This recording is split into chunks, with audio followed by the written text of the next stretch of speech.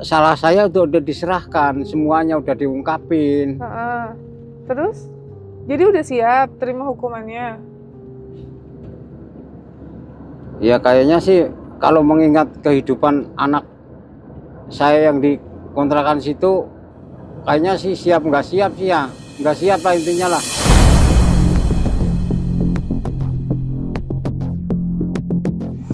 Bapak tahu nggak itu bapak kontrakan suka apa? Juga. Oh itu maaf, saya malah baru tahu ini.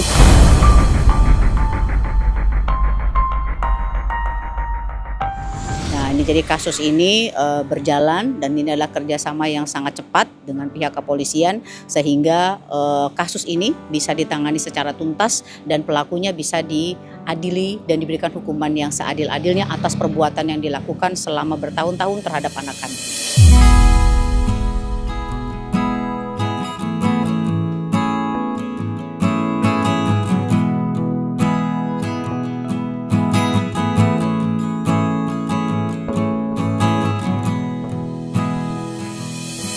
Yang namanya orang hilaf bagaimana sih Bu? Saya jujur saya udah mengaku kesalahannya. Bukannya Bapak sampai keluar juga katanya?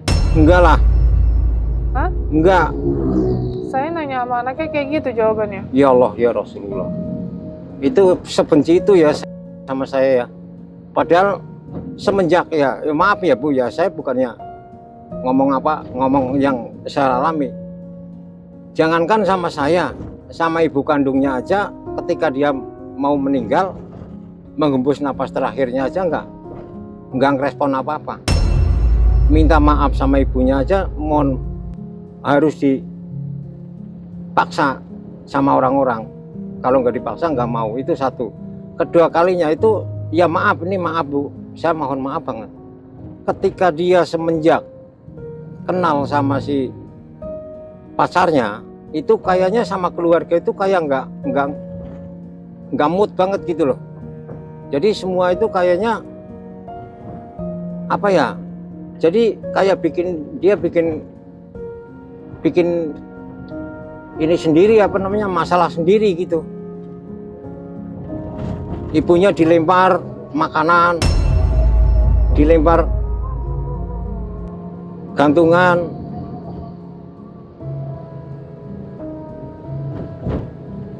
Itu ketika saya kan berkali-kali bilang, kamu di depan orang tuanya aja sama ibunya berani begitu sama pacarnya. Kalau di luar mata ibunya atau mata keluarganya, yaitu bapaknya, kayak gimana? Saya bilang, sampai bilang begitu. Tetangga-tetangga sebelah aja sampai ya, orang kalau mau begitu mah di hotel katanya. Itu semenjak itu loh yang saya anehkan, itu dulu nggak begitu. Maksudnya? Dulu tuh nggak apa, maksudnya nggak berani begitu sama ibunya, sama saya, sama si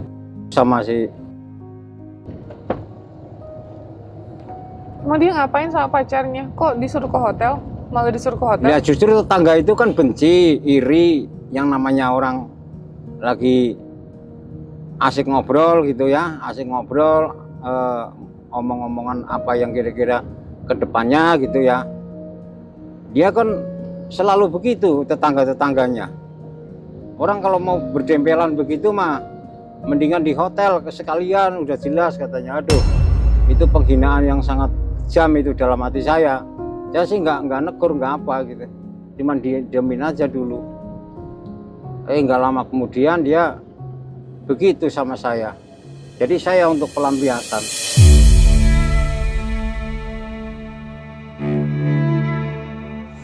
Kok Bapak jadi pelampiasan? Kenapa? Ya itu pelampiasannya ada masalah itu terus langsung diperpanjang kayak gini gitu loh. Memang sih nggak seharusnya, nggak seharusnya seorang bapak begitu ya. Itu kan karena satu keteledoran dan kedua kalinya apa itu namanya? Kok keteledoran, orang kesengajaan? Keteledoran apa? Kehilapan lah, kehilapan. Ya mohon maaf saya salah kata. Baik Pak di yayasan Pak. Nggak Ya. aneh-aneh. Anaknya baik nggak aneh-aneh. Oh, kalau dia begitu, kadang begitu. Gitu gimana? Maksudnya dia kadang baik sama orang, sama teman-teman, sama adik-adiknya, sama orang tuanya. Kadang-kadang Tergantung kali Pak sama orangnya Pak. Ya kalau bapak saya digituin juga, bapak saya juga saya bales lah. iya. Ya mungkin itulah. Ya. Trauma Pak anaknya Pak. Orang anaknya nggak ceria. Anaknya nggak ceria kayak adiknya. Kalau ada rame-rame juga dimasuk ke dalam. Enggak, dia memang begitu dari kecil, Bu. Demi Allah Rasulullah, saya berani. Pak jangan ngomong demi Allah Rasulullah lagi. Kemarin bapak bohong kayak gitu juga. Bukan, saya ini ngomongin tentang Iya kan kemarin bapak bilang demi Allah Rasulullah cuma 1 kali. Bapak ngomong gitu kemarin, Iya, iya nggak? iya itu maaf itu. Itu kalau itu dari dulu memang orangnya pemalu sifatnya. Jadi ada rame-rame atau ada apa tuh kalau nggak sama mamanya atau sama saya atau sama pokoknya sama mamanya lah sama saya itu nggak mungkin dia kemana-mana maunya ngerem aja di kamar aja itu dari dulu itu. Orang sekolah aja kalau nggak diantar nggak mau sekolah dulu kan pernah sekolah karena kena COVID, biaya nggak mencukupi. Saya kerja di kadang sehari kerja seminggu nggak kerja, kadang lah pokoknya udah kalang kabut nggak karuan lah di situlah. Kontrakan sampai sekarang malah belum dibayar 2.800.000 kan waktu itu kontrak 1.600.000 waktu itu kontrak 2 bulan nggak tunggakan 2 bulan belum dibayar sampai sekarang juga. Ini saya lagi mikirin tentang itu semua pertanggungjawaban yang almarhum punya sangkutan sama orang-orang itu akan ditanggung jawabin saya, rencana begitu gitu. Malah saya nggak taunya di begini ya, udah nggak apa-apa lah.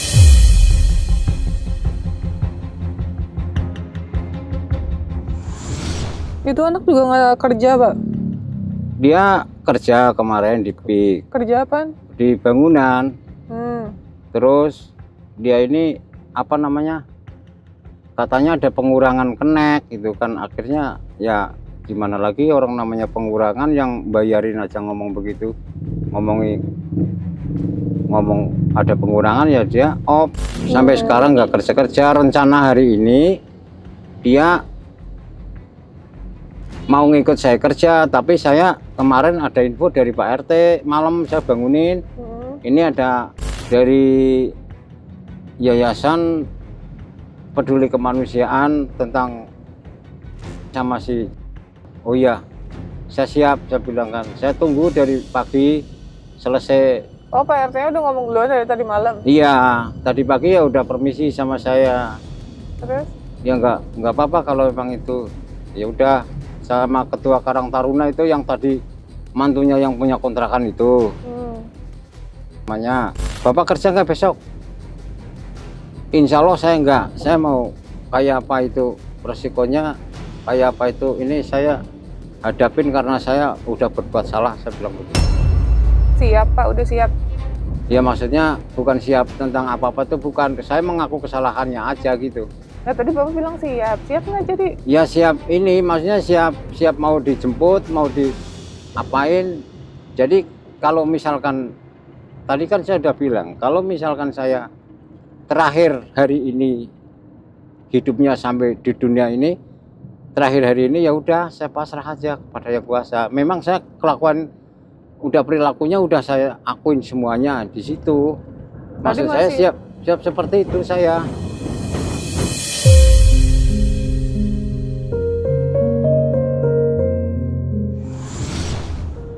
Tadi masih nyalain anaknya.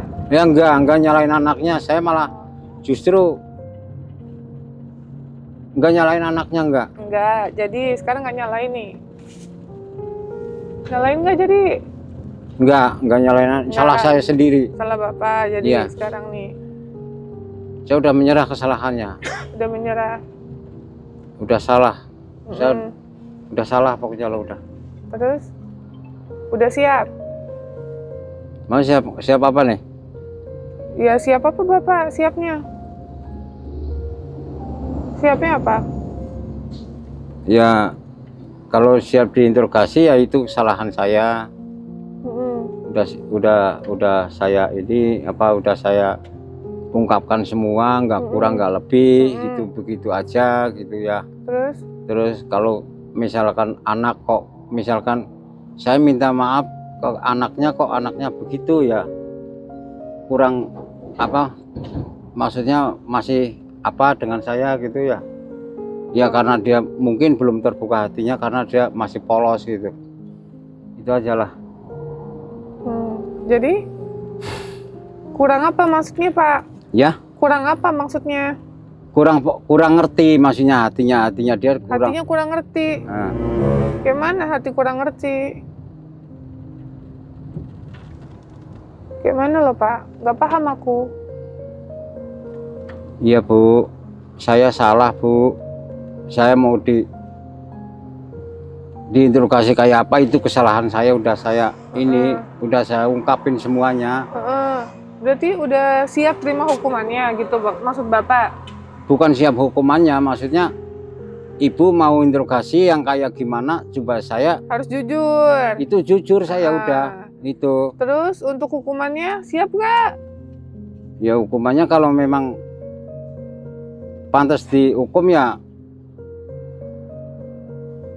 bagaimana ya, yang namanya udah nyerah kesalahannya. Jadi?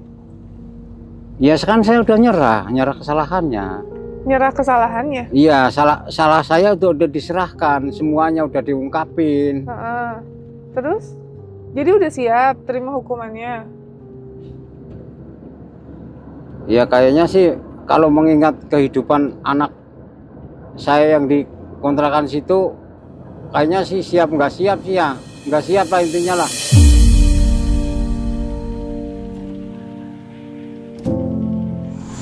Nggak siap. Kasihan sih anaknya.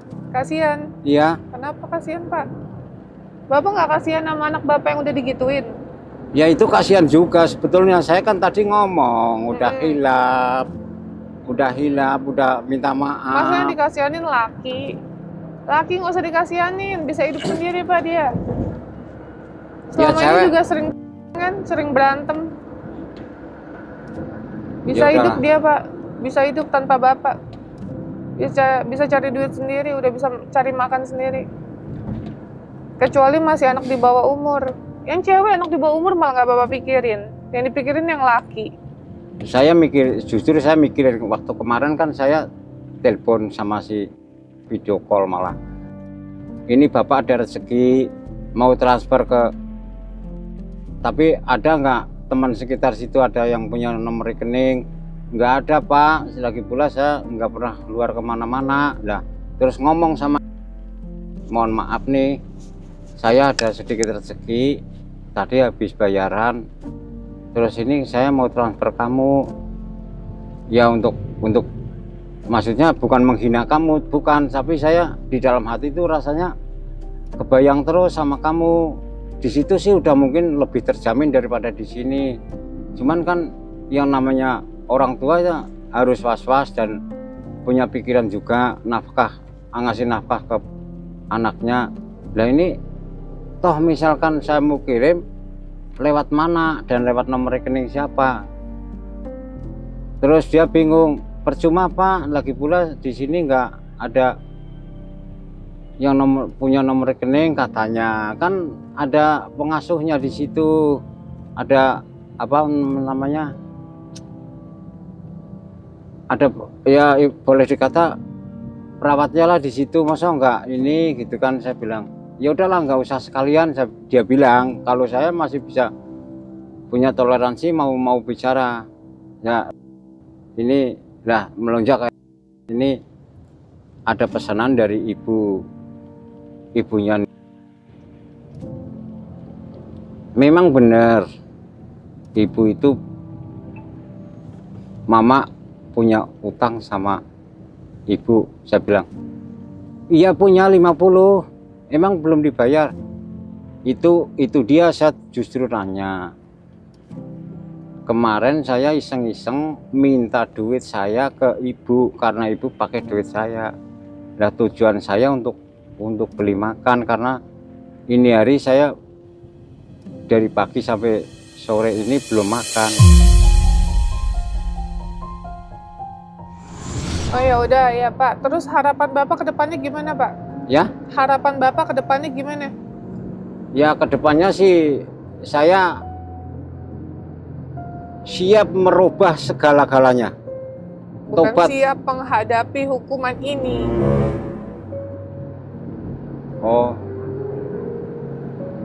ya kalau memang itu ibu maunya begitu ya karena terpaksa bagaimana? Terpaksa bagaimana apanya Pak? Nanti kalau ditanya sama diwawancara, nanti Bapak jawabnya yang benar ya Pak, nggak boleh bohong loh Pak. Iya. Kalau Bapak bohong, nutupin satu kebohongan bakal kebuka juga, orang anaknya udah ngomong. Iya. Itu tadi saya udah ngomong, udah apa adanya itu. Kemarin Bapak juga bilang apa adanya tapi bohong. Tapi ya maaf, kemarin saya tergesa-gesa waktu itu. Saya ninggal. Orang saya sebelum ngomong sama Bapak, saya udah bilang, Pak jangan bohong ya Pak, jangan bohong ya Pak. Saya udah ngomong gitu loh, ya kan? Bapak Iya. bicara sejujurnya, nggak perlu ada yang ditutupi. Kalau ini saya udah udah sejujur-jujurnya saya ini.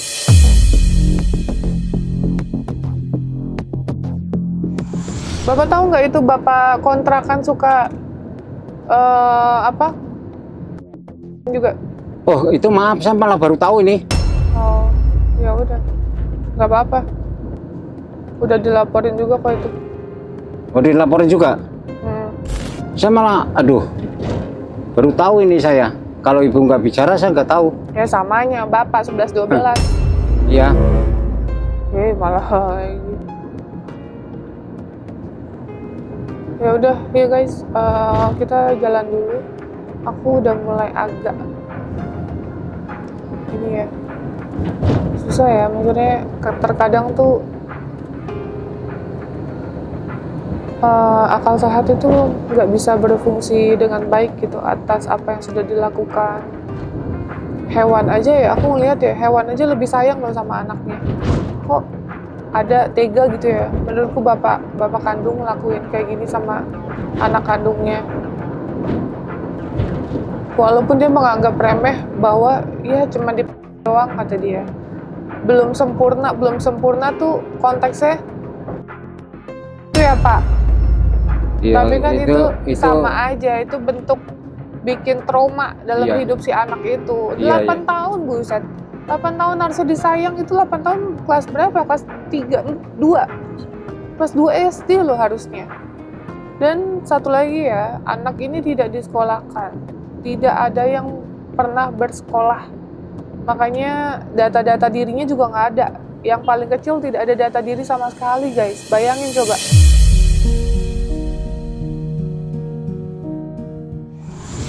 Kita mau bikin homeschooling, kita mau manggil guru ke rumah, tapi kan pakai ini ya, nantinya akan ada paket gitu. Jadi dia homeschooling dulu, nanti kalau udah paham pelajaran-pelajarannya, nanti akan ngejar paket A, B, C.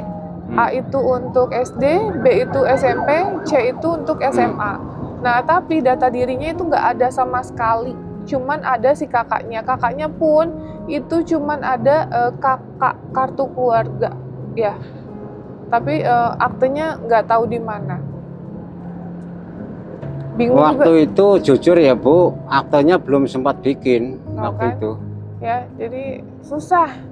Iya. Kita mau manggil guru susah. Iya. Karena zaman sekarang homeschooling pun yang untuk homeschooling yang bisa bekerja sama untuk pendidikan paketnya itu harus ada data-data diri lengkap, jadi kayak sekolah biasa guys. Iya. Jadi bedanya di rumah. Aku nggak masalah sih berapa yang harus dikeluarkan, walaupun event itu agak mahal. Kalau homeschooling itu beda dari sekolah reguler ya, yang Iya. kita harus datang.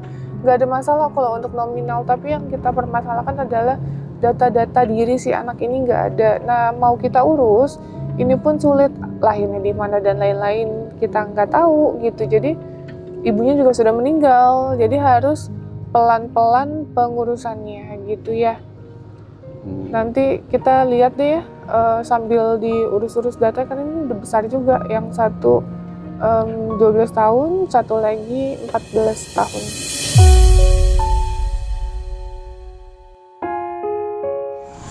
Karena besar kemungkinan saya ngurus anak, ibu almarhum ngurus anak ketika anak itu di saat itu jujur banget, mungkin rintangan dari kehidupannya saya ini sebetulnya pengen banget tiga-tiganya tuh punya akte lahir, cuman dengan sisi kata itu tidak mendukung dari segi ekonomi, karena saya seorang kuli, ibunya rumah tangga di rumah. Nah, sementara hidup saya ini yang namanya orang sipil, orang freelance itu ya bagaimana sih? Jadi kadang dapat, kadang tidak. Kadang dapat, kadang tidak. Pak, ngurus akte mah gratis, Pak. Itu tanggung jawab orang tua. Ya, terus hak anak juga sekolah. Mau apapun kondisi Bapak, kalau Bapak nggak mampu, kasih ke negara, Pak, biar disekolahin sama negara, Pak. Nggak ada alasan sebenarnya. Yang jadi korban ini anak, Pak. Yang jadi korban ini adalah anak, udah nggak disekolahin. Coba, kurang apa, Pak, anaknya? Kurang kasihan apa mereka? Untung ketemu sama saya, Pak. Iya. Saya tanggung jawabin. Coba kalau misalnya sama orang lain bisa dimanfaatin, Pak. Kita rawat kok. Kita rawat nggak disuruh ngapa-ngapain. Iya. Memang dia bicara katanya di sini nggak ngapa-ngapain. Nggak ada kita suruh kerja, Pak. Mereka kita ajarin mandiri. Mandiri dalam arti ya udah apa yang mereka pertanggungjawabkan kayak nyuci atau apa, yaitu ini dia sendiri gitu. Nggak ada kita suruh kerja dan lain-lain, itu nggak ada. Ya, lebih kayak bertanggung jawab untuk kayak hal-hal kecil lah, cuci dan lain-lain itu. Soalnya kita ajarkan, jangankan korban dan adiknya ya, anak aku juga aku ajarin kayak gitu, guys.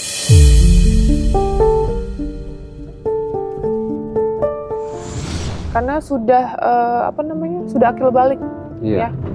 Sudah akil balik, sudah datang bulan, jadi tetap harus kita ajarkan. Tanggung jawab mana yang harus dikerjakan, selebihnya pengasuh di sana, perawat di sana kok, nggak ada ya. Jadi makanya ini kita mau ngasih yang terbaik ya untuk korban dan juga adiknya. Insya Allah saya bertanggung jawab sampai mereka besar. Jadi udah saya anggap mungkin adik saya, anak saya gitu ya, udah saya anggap bagian dari keluarga juga gitu. Makanya kayak kemarin mau jajan atau apa, mereka minta sama kita gitu, minta sama saya. Saya bilang nggak perlu minta sama orang lain, nggak perlu minta sama siapa-siapa, karena kita juga adalah keluarganya. Seperti itu. Iya, tapi kan seharusnya seorang bapak juga punya tanggung jawab untuk ngasih nafkah ke anak. Aturannya waktu itu kenapa ini ya nggak ngomong sama ibu kali ya? Saya mau transfer dua bayaran berturut-turut, saya mau transfer dia, karena dia kan kalau di sana kalau mau transfer berapa sih Pak emang? Kemarin saya rencana mau transfer 400 yang pertama, yang kedua saya mau transfer lagi 500 gitu. Saya udah ngomong sama itu. Saya nggak tahu Pak, dan nggak perlu juga Pak. Mereka makan semua terjamin Pak, mau jajannya tinggal jajan, tinggal minta. Oh iya, berarti apa, orang termasuk bapaknya udah nggak ini ya, nggak bisa ngasih nafkah berarti ya? Nggak bisa ngasih nafkah? Iya.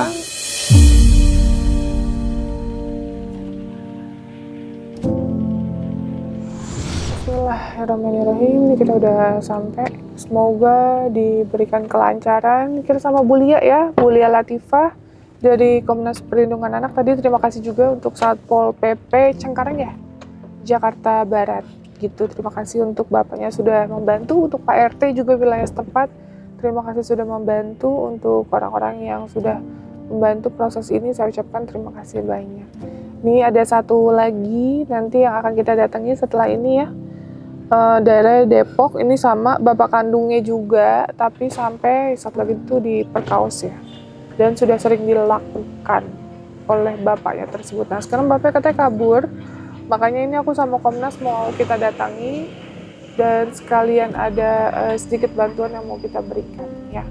Oke, untuk kalian penasaran, ikutin terus kegiatan kita hari ini.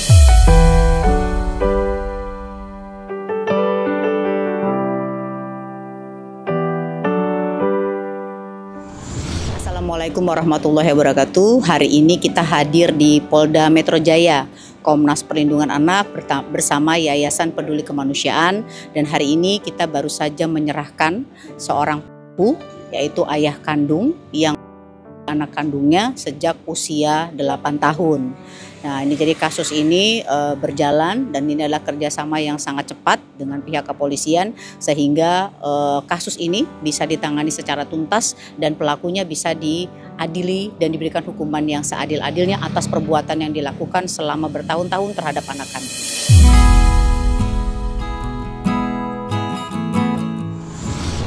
Aku ucapkan juga terima kasih banyak untuk Komnas Perlindungan Anak, untuk Ibu Latifah dan Pak Agustinus yang selalu support terus yayasan, karena tetap kita fokus terhadap keadilan, apalagi ini anak di bawah umur ya Bu. Iya, betul. Dan bismillah kita juga ada beberapa kasus lainnya yang insya Allah nanti bisa mendapatkan atensi juga ya Bu, dan prosesnya bisa lebih cepat seperti itu, karena ini adalah bentuk edukasi. Ketika ada sesuatu hal yang berhubungan dengan hukum dan anak di bawah umur, silakan langsung bisa ke Komnas atau juga ke yayasan ya Bu untuk minta bantuan. Jadi seperti apa prosesnya itu pelan-pelan. Emang kita nggak di-up dulu ya Bu sebelumnya di media, karena kita pengen tuntas dulu, pelaku juga ditangkap, dan insya Allah juga anaknya korban yaitu dan juga adiknya sekarang ada di yayasan dan insya Allah selamanya sama kita. Iya, jadi memang perlu pendampingan yang terus-menerus dan memang belum ada batasan waktu sampai memang pemulihan secara trauma terhadap korban juga itu bisa disembuhkan. Nah, demikian kegiatan kita hari ini bersama Yayasan Peduli Kemanusiaan dan Komnas Perlindungan Anak, dan satu kasus selesai karena masih ada beberapa kasus lagi tentang terhadap anak yang harus kita berikan atensi, sekaligus juga kita kawal untuk kasus-kasus seperti ini. Saya dengan Lia Latifah, terima kasih. Assalamualaikum warahmatullahi wabarakatuh.